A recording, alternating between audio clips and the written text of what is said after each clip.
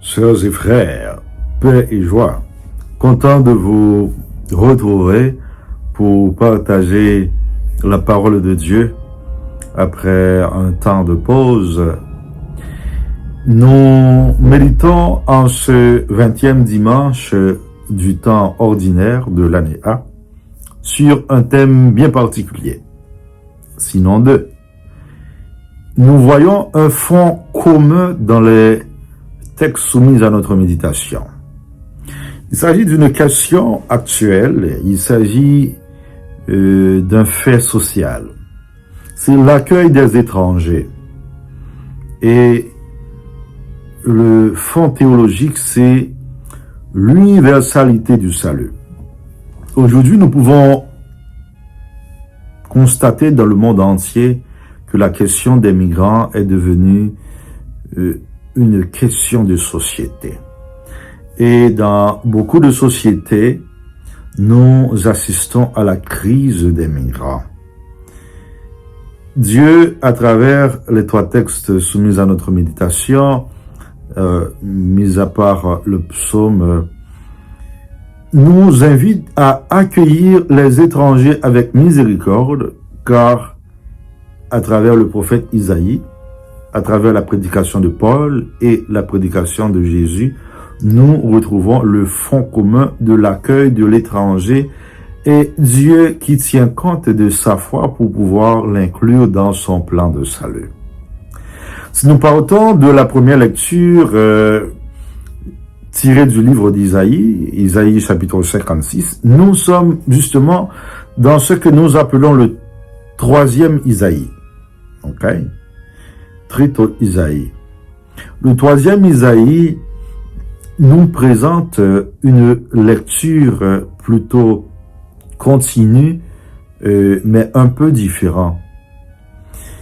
Là, nous sommes en face du peuple qui retourne après 50 ans sur le territoire d'Israël.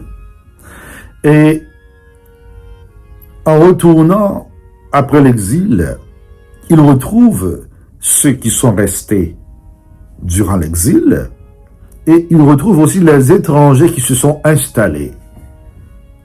Et voilà ceux qui étaient restés, les étrangers qui sont devenus pratiquants, se posaient des questions parce que le fond de l'élection du peuple Israël était sans contestation.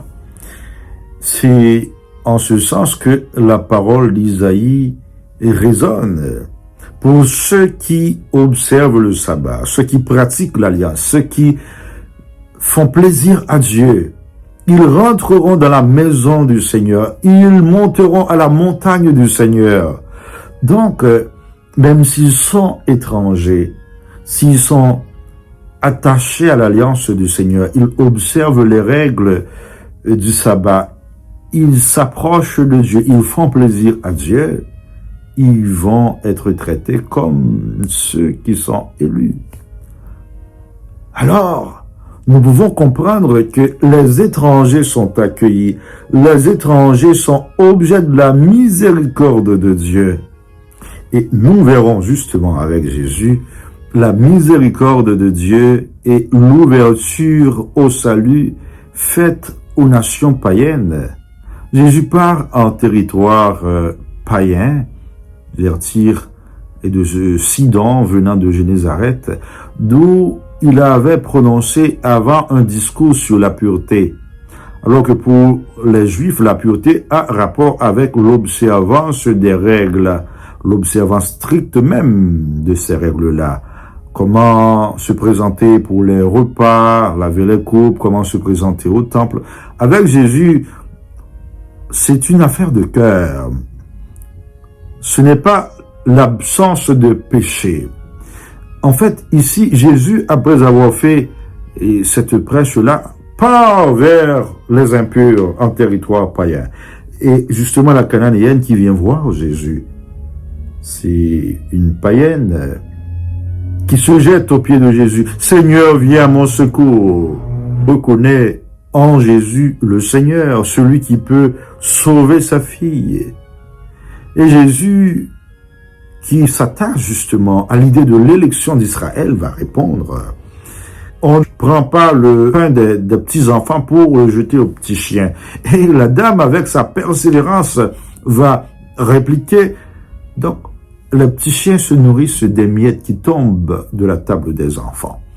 Cela nous fait penser justement à deux choses. Cela nous fait penser au juge inique qui ne voulait pas faire justice. Mais à la fin, avec l'insistance de la dame, il a fait justice. C'est juste pour parler de la persévérance.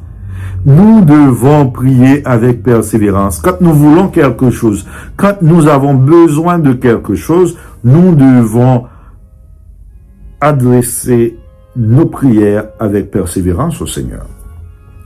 Ensuite, nous pouvons aussi voir dans une autre perspective cette intervention de Jésus. Quand lui-même, il avait envoyé ses disciples en mission, il avait dit quoi? N'allez pas vers les nations païennes. N'allez pas chez les Samaritains. Vous êtes envoyés vers les brebis perdues d'Israël. Mais, en fait, la miséricorde de Dieu se manifeste. Donc, le refus des Juifs, le refus des pharisiens va obtenir aux païens le salut.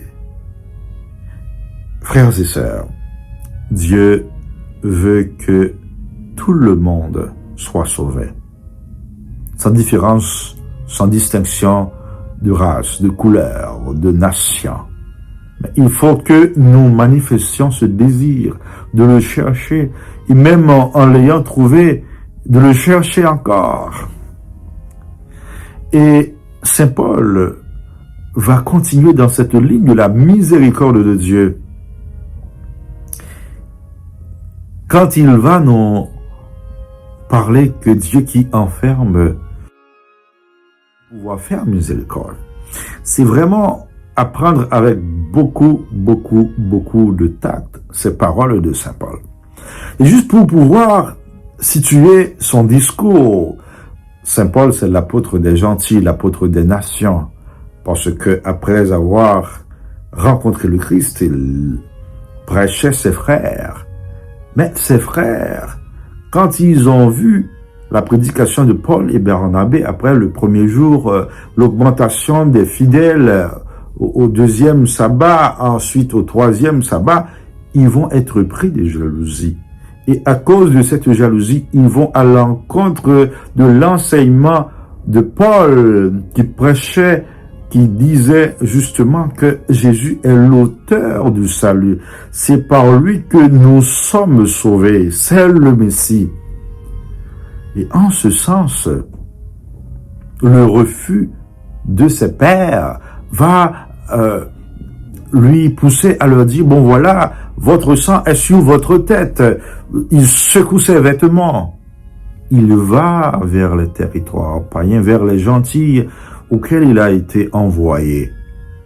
Et son ministère devient fructueux. Et voilà que ceux qui viennent embrasser la foi ne sont pas exigés à être circoncis, à prendre justement les habitudes et les traditions juives. La seule exigence était la foi. Jésus a-t-il exigé d'autre chose de la femme cananéenne? Non. Femme, grande est ta foi, que tout se passe selon ce que tu veux.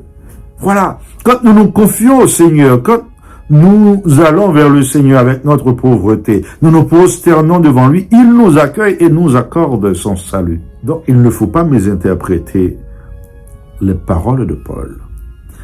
Dieu nous crée libres. Et quand nous choisissons de faire notre route avec cette liberté, Dieu ne nous contraint pas.